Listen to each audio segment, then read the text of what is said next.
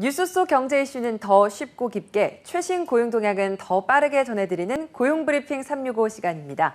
차승은 기자와 함께합니다. 안녕하세요. 안녕하세요. 오늘 어떤 이슈 준비하셨나요? 네, 요즘 미국 기업 메타의 페이스북과 인스타그램에 들어갈 때마다 뜨는 게 개인정보 동의 팝업 창인데요. 동의해야 앞으로 계속 서비스를 이용할 수 있다는 문구가 떴는데 혹시 정확히 우리가 동의하는 항목이 뭔지 아시나요? 글쎄요, 잘 모르겠네요. 네, 포괄적인 개인정보 수집이 도를 지나쳐 갑질이란 지적까지 나오면서 지난 한 주를 뜨겁게 달궜는데요. 논란이 커지자 강제 개인정보 수집 철회를 선언하고 나섰습니다. 네. 이슈픽에서 짚어봅니다. 우리나라에서도 정말 많은 분들이 이용을 하는 앱이다 보니까 이 사안에 관심 두는 분들 많더라고요. 네, 보통 개인정보 이용 동의해달라고 하면 안 보고 쓱 동의하는 경우가 많죠. 게다가 이번 페이스북이나 인스타그램에서는 정보 수집과 처리에 동의하지 않는 계정은 당장 서비스를 이용할 수 없게 하겠다고 공지하면서 어쩔 수 없이 응한 분도 많습니다. 페이스북이 가져가는 정보, 알고 보면 왜 이런 것까지 하는 의문이 붙는 게 많았습니다. 동의하지 않으면 이용을 못하게 하겠다라고 으름장을 놓은 게 사실입니다. 그래서 이걸 선택하지 않을 수 없는, 선택할 수 있는 소비자가 별로 없었을 것 같은데요. 이 페이스북과 인스타가 원래 가져가려고 했던 정보가 그럼 어떤 건가요? 네, 인스타그램이 지난달부터 새로운 개인정보 수집 공지를 띄웠는데요. 첫째, 맞춤형 광고 표시를 위해 개인정보 수집과 이용에 동의해라. 둘째, 이렇게 수집한 개인정보를 정부기관, 수사기관, 분쟁 해결기관에도 제공하겠다. 셋째, 다른 나라 지사나 데이터 센터에도 보내겠다. 넷째, 위치 정보도 수집하겠다. 인스타그램과 같은 회사인 메타가 운영하는 페이스북도 똑같은 공지를 띄웠습니다. 이용자의 선택권은 없습니다. 모두 필수 항목입니다. 사실상 개인정보는 다 내놔라, 뭐 그런 취지였던 거잖아요. 그러고 보면 페이스북의 지나친 개인정보 수집 논란은 계속 있었어요. 네, 페이스북이 지나친 개인정보 수집으로 논란을 일으키는 건 처음이 아닙니다. 페이스북의 외부 활동 항목에 들어가 보면 페이스북이 내 스마트폰에 깔린 수많은 앱 중에서 활동 정보를 빼가는 걸 확인할 수 있는데요. 심지어 로그인하지 않아도 정보를 빼갑니다. 예를 들어서 페이스북에 올린 영상, 글, 댓글을 수집하는 건 물론이고 쿠팡에 접속해서 특정 상품을 검색하고 구매하고 장바구니에 담는 행동, 또 배달 앱을 켜고 어떤 음식을 시켰는지까지 수집하는 겁니다. 대부분 이용자는 내가 배달 앱을 실행할 때 내 개인정보가 페이스북으로 간다라는 사실조차 인식을 못하고 있을 것 같아요.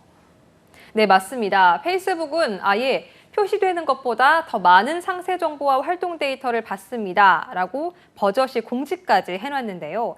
이 사안에 대한 심각성이 조금씩 알려지자 이용자들이 반발하고 나섰고요.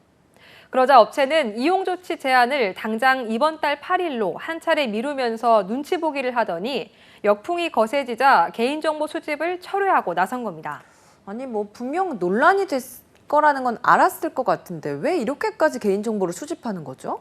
네, 업체는 한국 규제에 따라 개인정보 보호 수준을 높이기 위한 조치라고 밝혔지만요. 일각에서는 메타의 이번 조치가 프라이버시 강화 움직임에 발맞춰 맞춤형 광고 수익 하락을 막기 위한 대책이라는 주장도 나옵니다. 지난해 애플 같은 기업이 개인정보 보호 정책을 변경하면서 맞춤형 광고가 어려워진 메타가 이용자 데이터를 최대한 많이 수집하기에 나선 것이 아닐까 이런 의문이 있는 겁니다. 그런데 더 큰 문제는 이런 강제 동의 절차를 한국에서만 진행했다는 게 문제입니다. 아니 왜 한국에서만 이런 강제 동의 절차를 시행하는 거죠? 네, 메타는 미국과 유럽에서는 이용자들에게 어떤 동의도 받고 있지 않습니다. 또 인도에서는 이용자 동의를 받고는 있지만 동의 여부와 상관없이 서비스를 이용할 수 있는 상황인데요. 메타의 이런 행태에 현행법 위반 소지가 있다는 지적이 잇따르고 있습니다. 개인정보보호법은 최소한의 개인정보 이외의 정보를 제공하지 않는다는 이유로 서비스 제공을 거부해서는 안 된다고 규정하고 있기 때문인데요. 네. 시장 지배력을 이용해 소비자 이익을 해칠 우려가 있는 행위로 공정거래법에 저촉될 수 있다는 지적도 나오던 상황이었습니다. 이렇게 논란이 커지니까 개인정보보호위원회에서도 조사에 나서고 했는데 이런 부분이 부담이 됐던 건지 갑자기 손을 들고 돌아섰어요. 이유가 궁금합니다.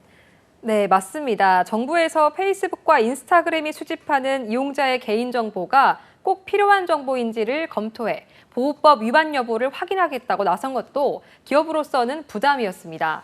무엇보다 소비자들의 거센 반발에 역풍이 우려됐던 것으로 보입니다. 네, 이런 맞춤형 광고를 위한 무리한 전략, 다행히 이번에는 철회로 끝나긴 했습니다만 앞으로 얼마든지 불씨는 살아 있어요. 그래서 다른 기업들의 상황도 좀 살펴봐야 될 것 같은데 다른 기업들도 비슷한 상황이지 않나요?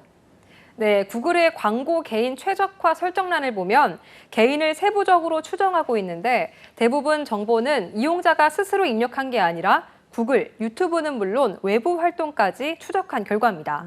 구글과 유튜브 검색, 영상 시청 기록은 물론 어떤 앱을 쓰는지, 어떤 장소에 주로 방문하는지까지 추적해 만든 데이터인데요. 여기에 위치 정보를 연계해 이용자가 주로 축구장에 방문한다면 축구를 좋아하는 사람으로 규정하고 관련 광고와 콘텐츠를 적극적으로 추천하기도 합니다. 사실 저희가 휴대폰을 사용하다 보면 나도 잠깐 눌렀었던 거고 내가 조금 관심을 가졌던 건데 이렇게 바로 알아서 또 추천을 해주나 이런 생각이 들었는데 이게 다 이렇게 개인정보를 수집을 해서 가능했던 거군요. 네, 정도는 덜하더라도 맞춤형 광고는 국내 포털에서도 이루어지고 있습니다. 어쨌든 이용자의 특성에 따라 다른 광고를 보여주는 건데 똑같은 사이트를 들어가도 사람마다 다 다른 광고가 뜨는 이유입니다. 누군가 나의 관심사와 검색 결과를 다 알고 맞춤형으로 하는 겁니다. 네, 이런 과도한 개인정보 수집 행위 막을 수 있는 방법은 없을까요?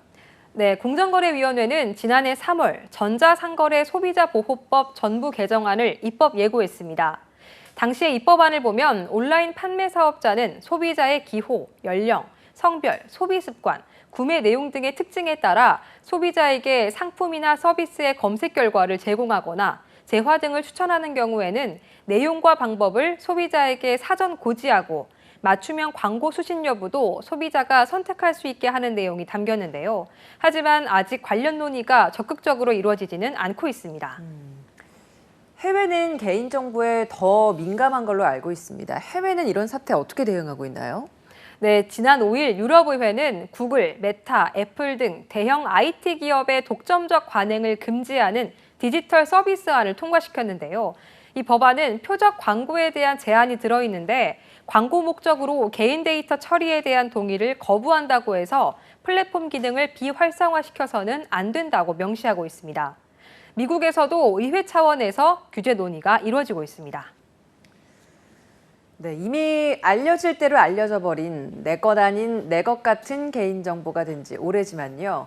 하지만 쓰려면 적어도 개인이 알고 선택할 수 있는 권리를 주는 게 당연하지 않을까요? 오늘도 차승은 기자와 함께했습니다. 고맙습니다. 고맙습니다.